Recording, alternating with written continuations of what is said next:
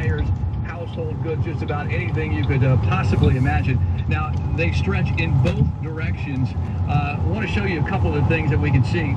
Todd, if we can come back to the right here and swing all the way around, I want to show you some of the items that are out here, just so you can kind of get a good glance at them. As you can see, we have a chair right here. This appears to be a tire off of a cooler. There's some deodorant, looks like possibly some antifreeze. So just a number of things are popping up here on Highway 146, and obviously, you know, the crews are now looking at the process of what they're going to have to do to clean all of this up. Police have been out here. They've been trying to keep people away from this area, but it's been pretty tough. And then, of course, they have other responsibilities. And we just talked. There's that big one.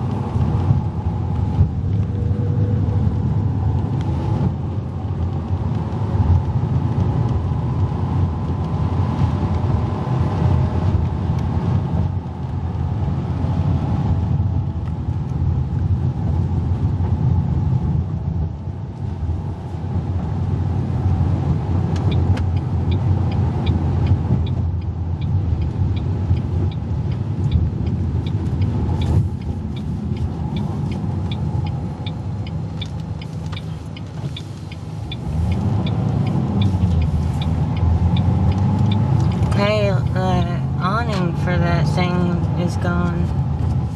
It sure is. We thought that would happen. Yeah, there it is, laying on the ground. Oh. Fence held though. Yeah.